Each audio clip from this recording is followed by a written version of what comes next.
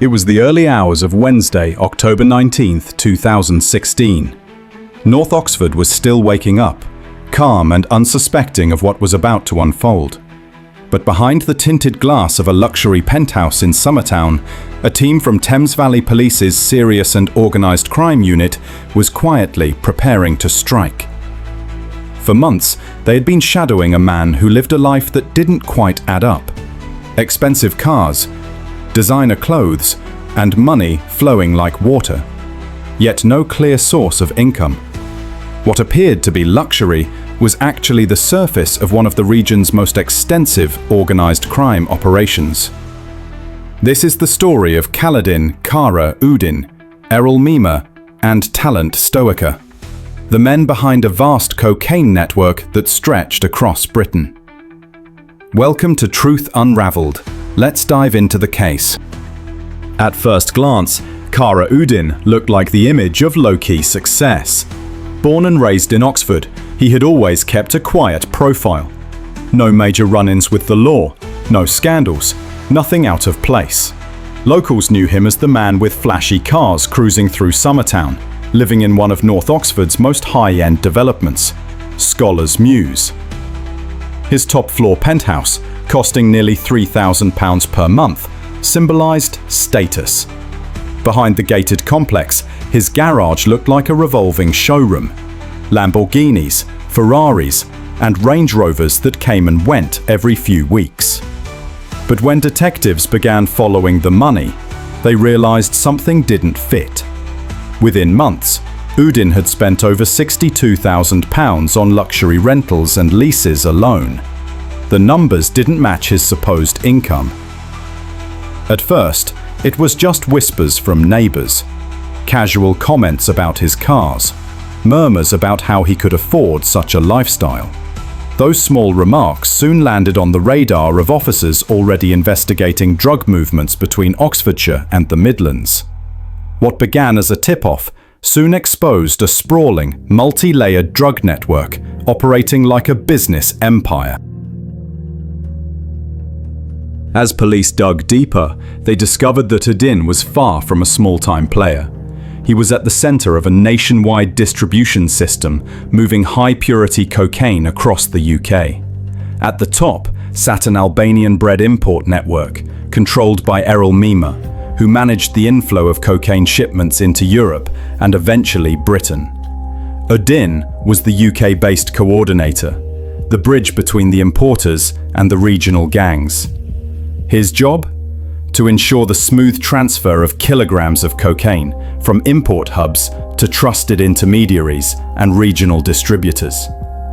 Cocaine flowed through Albanian-controlled routes into the UK, via London, then spread out through Oxford to the West Midlands, the South West, and smaller Oxfordshire dealers.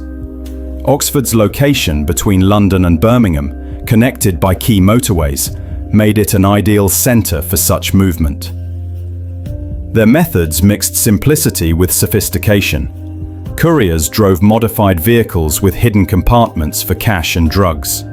Each vehicle was tailored for smuggling, designed to look ordinary while carrying illicit cargo worth tens of thousands. Detectives later found around 40 mobile phones scattered across related addresses. Not random use, but evidence of a compartmentalized communication system. Every participant had limited access, minimizing risk if one link broke. The operation ran like a well-structured enterprise, complete with logistics, supply chains, and risk management. And one of their biggest regional distributors was waiting in the Black Country. Among Udin's network, one of the most organised and lucrative branches operated out of Kingswinford, a 5-man crew with reach across the West Midlands. Leading the group was Craig Davis, a 29-year-old seasoned dealer already known for large-scale Class A trafficking. He was Udin's Midlands connection, handling clients, managing routes, and overseeing finances like a professional businessman. Next in line was David Stokes, 31, an electrician and father of 2 from Kidderminster. Stokes served as Davis's right-hand man, responsible for managing storage sites, organising transport, and overseeing daily logistics.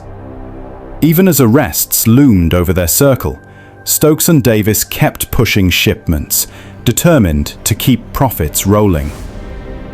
Supporting them was James Bishop, 33, another electrician from Stourbridge.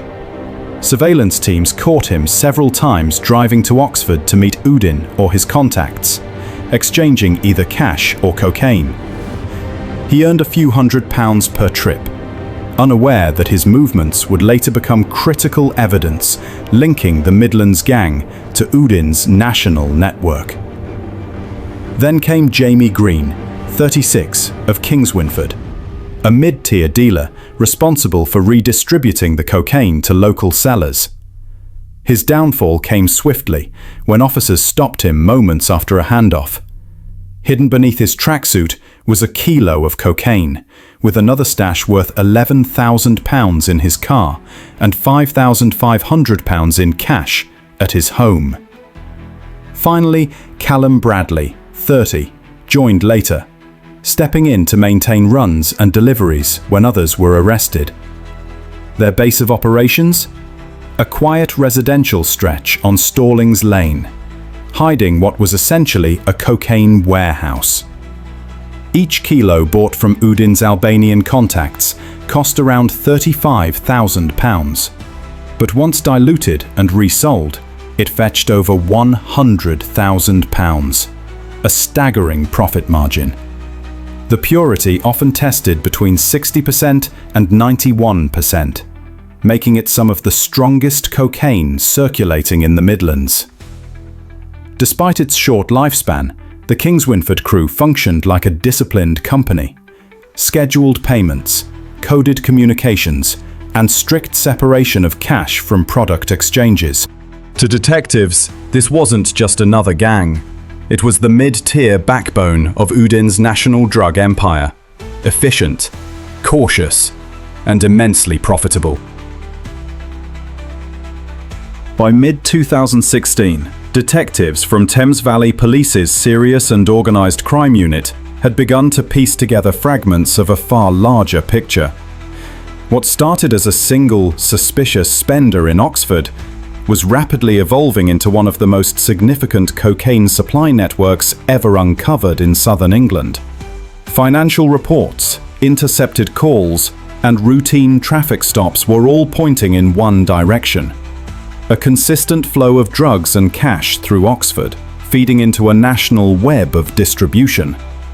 To connect the dots, the police launched a full-scale covert operation. They called it Operation Stingray. It was a massive effort. Over 120 officers from multiple departments, working alongside the National Crime Agency, NCA, and regional police units in London and the West Midlands. The mission was simple but daunting: to identify, track, and dismantle a well-oiled criminal enterprise that was flooding the UK with cocaine. Surveillance began quietly. Officers shadowed Udin's vehicles, high-end luxury cars constantly seen moving between Oxford, Birmingham, Bristol, and London. At first, the movements seemed random, but patterns soon emerged. The same cars meeting the same people, quick exchanges in quiet car parks, short meetings lasting no more than a few minutes. Each time, the individuals involved left in opposite directions, one with a bag, the other with an envelope. Nothing was left to chance. Investigators planted covert cameras across Summertown and Cowley, capturing Udin's movements in and out of properties later revealed to be drug storage and counting houses. CCTV footage showed him meeting both Albanian couriers and Midlands buyers, often walking away with plastic bags later found to contain cash. For detectives, this was the missing link. Proof that Udin's Oxford base was directly connected to the Albanian import line led by Errol Mima. The breakthrough came one quiet afternoon outside a Starbucks cafe in Summertown. Undercover officers observed Udin, referred to internally as Subject 1, meeting with an Albanian man coded Subject 5, later identified as Errol Mima. Both men exited the cafe together, phones in hand, sending messages within seconds of parting ways. That small moment, captured on camera, was enough to confirm the investigators' theory. The Oxford hub and the Albanian import tier were part of the same criminal pipeline. From there, Operation Stingray escalated. Analysts constructed a massive link chart, mapping out phone calls, financial transactions, and vehicle routes. Every text, meeting, and bank transfer helped connect the upper echelons of the network. The final plan? A coordinated dawn strike to take down both Udin and Mima simultaneously, cutting off the operation's head and heart in one move. At sunrise on October 19th, 2016, multiple police teams moved in across several counties. Over a dozen addresses were targeted, from Oxford to Birmingham to London. The primary focus was Scholar's Mews, Udin's penthouse apartment in Summertown. At 7 a.m., the silence of the upscale neighborhood shattered as a battering ram smashed through the penthouse door. Armed officers stormed in. What they found was beyond expectation. Behind wardrobes and inside sealed compartments, they discovered bundles of cash hidden within false panels and boxes.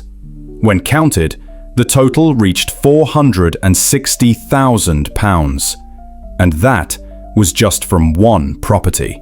As the search widened, officers uncovered a bulletproof vest, anti-surveillance gear, and an astonishing collection of designer items, including 70 pairs of jeans worth between £500 and £700 each, all with tags still attached.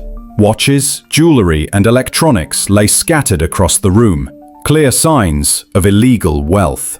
At another linked property, officers discovered a 10-ton hydraulic press, the kind used to compress and repackage cocaine bricks into smaller, sellable units.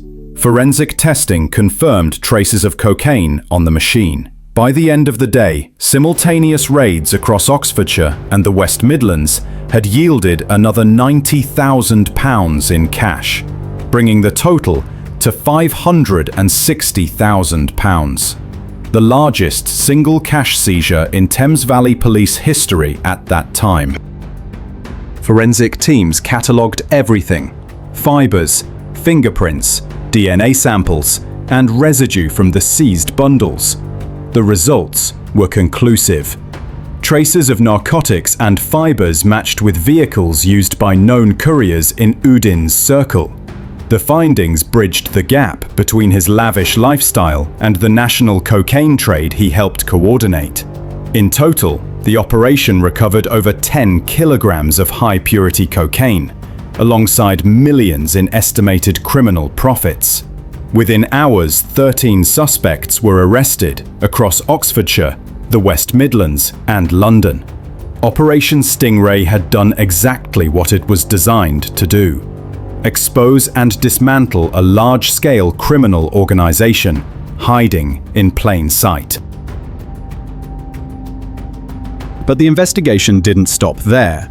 Just months before the raids, in August 2016, officers in the West Midlands had intercepted what looked like a separate operation: a weapons handover in a Kingswinford car park. The meeting had been flagged by intelligence, suggesting that a firearm exchange was about to take place between two known individuals: Sadakat Ali, a man linked to Oxford's drug trade; Gerald Simpson, a former guardsman suspected of sourcing illegal guns. Undercover surveillance watched as both cars pulled into the car park and parked side by side. Ali took a small shoebox from Simpson, placed it in his trunk, and drove off. Within minutes, police vehicles boxed him in.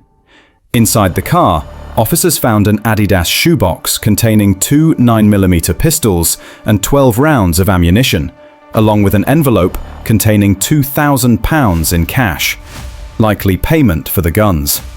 Both men were arrested immediately. Digital analysis of phone records later linked the exchange directly to Cara Udin. He wasn't present physically, but repeated calls between Udin and Ali before and after the transaction painted a clear picture.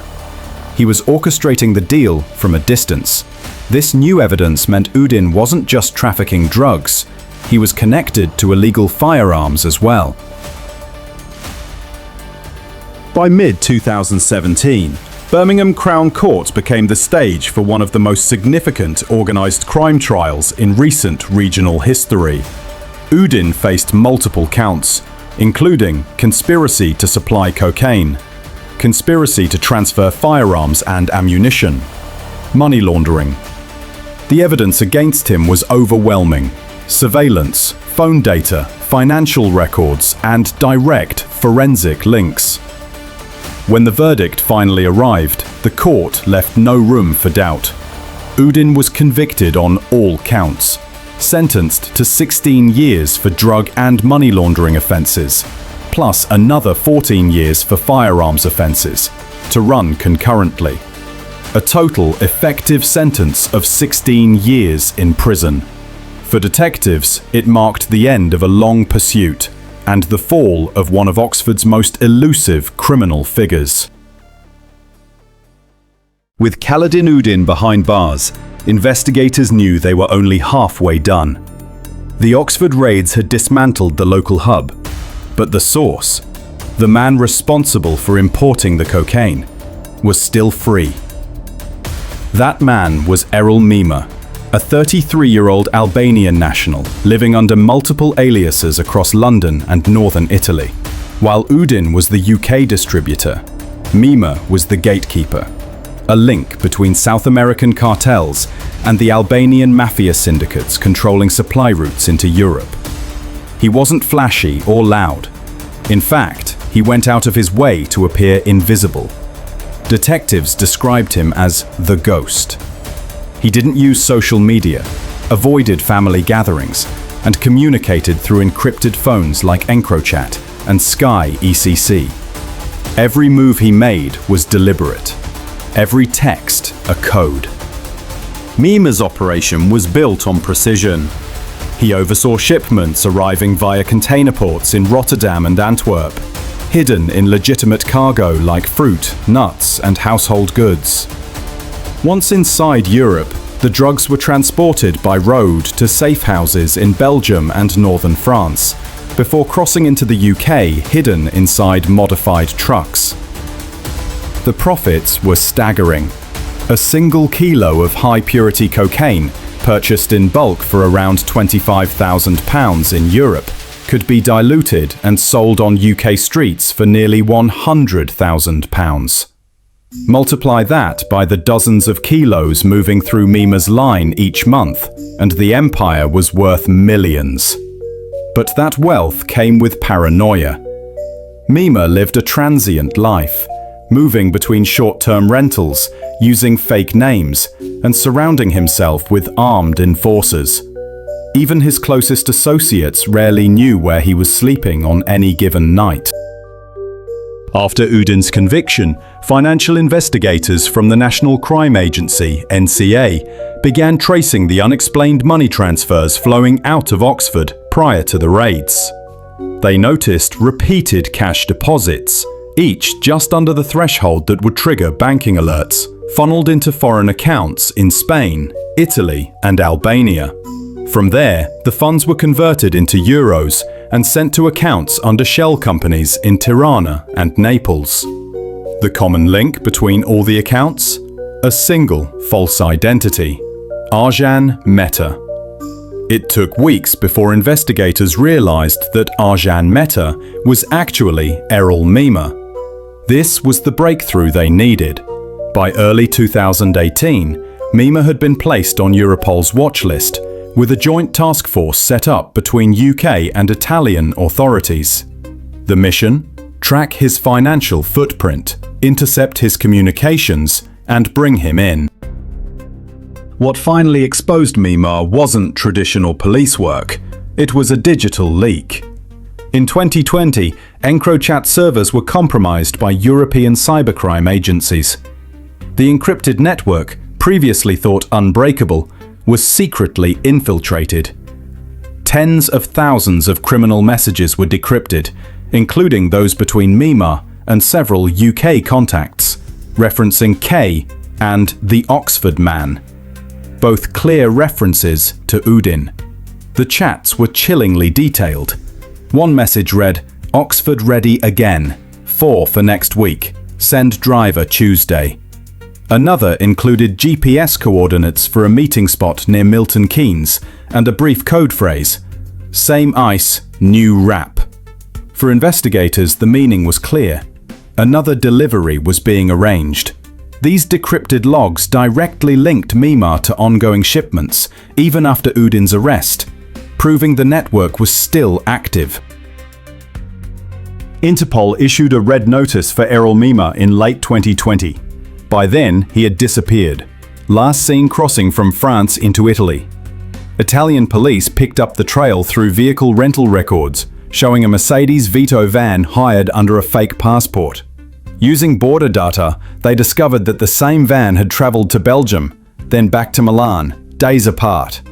Surveillance footage from a rest stop near Verona finally confirmed his presence. Mima appeared in a grey hoodie and cap, walking toward a petrol station, speaking briefly on a burner phone before leaving in the van. By that time, he was already being tailed. Working alongside Europol, Italian authorities installed discrete GPS trackers on vehicles linked to Mima's associates. For months, they monitored routes and drop-offs, until, in March 2021, they made their move. At 2:45 a.m., officers surrounded a warehouse on the outskirts of Milan, used as a cocaine cutting and repackaging site. Inside, they found Mima with 2 other men, packaging cocaine blocks into smaller bricks for UK export. The drugs seized that night weighed 7.8 kilograms, with a street value exceeding £800,000. Mima was arrested on the spot. In May 2022, Errol Mima appeared at Birmingham Crown Court, facing charges of conspiracy to import Class A drugs, conspiracy to supply Class A drugs, money laundering. Prosecutors presented over 12,000 pages of digital evidence, messages, bank statements, and surveillance logs, along with witness testimony from Udin's trial. The courtroom atmosphere was tense. Mima, calm and expressionless, listened through an interpreter as prosecutors described how his organisation had funneled over £5 million worth of cocaine into the UK between 2014 and 2016. His defence team claimed the messages were misinterpreted, business code, not drug trafficking. But the jury wasn't convinced. After 3 weeks of testimony, Mima was found guilty on all counts. The judge called him a calculating and disciplined criminal, operating at the highest level of the drug supply chain. He was sentenced to 24 years in prison, with a recommendation for deportation after serving his term. By early 2023, the dust from Operation Stingray had finally settled. What began with a handful of suspicious transactions in Oxford had exploded into a cross-continental takedown that reached as far as Milan, Tirana, and Brussels. But even after the headline arrests of Cara Udin and Errol Mima, detectives knew hundreds of smaller players had kept the network alive. Drivers, cash couriers, and low-level dealers who treated the empire like steady employment. With the main players behind bars, the remaining network members faced justice in the following months. Court hearings across Oxfordshire and the West Midlands stretched through the entire year. Each month seemed to bring another group of defendants linked to the operation, some by DNA, others by phone logs or encrypted chat handles. Among those sentenced were Sadakat Ali, the man caught in the King's Winford gun deal, who received 12 years for firearm conspiracy and cocaine supply. Gerald Simpson, the former guardsman who sourced the weapons, sentenced to 10 years. Talent Stoica, coordinating shipments and high-level logistics, received 12 years in prison. Craig Davies, Midlands distribution leader, was sentenced to 14 years for large-scale Class A drug trafficking. David Stokes, overseeing storage sites and transport, received 11 years. James Bishop, responsible for transporting both cash and cocaine, was sentenced to 10 years. Jamie Green, caught with a kilo of cocaine during a handoff, received 9 years. Callum Bradley, maintaining deliveries after arrests, was handed 8 years. Today, the penthouse on Scholars Mews stands empty, its windows shuttered, a silent monument to the illusion of untouchability. The neighbours have moved on, the press has shifted focus, but the story of Operation Stingray remains a warning etched into the city's history. From the bustling cafes of Oxford to the dim warehouses of Milan, it revealed a truth about modern crime. Empires fall not because they are seen, but because someone, somewhere, refuses to stop looking. If this story kept you on the edge of your seat, hit like, drop a comment, and subscribe to Truth Unraveled for more gripping true crime investigations. Stay aware, stay informed, and never underestimate the power of investigation.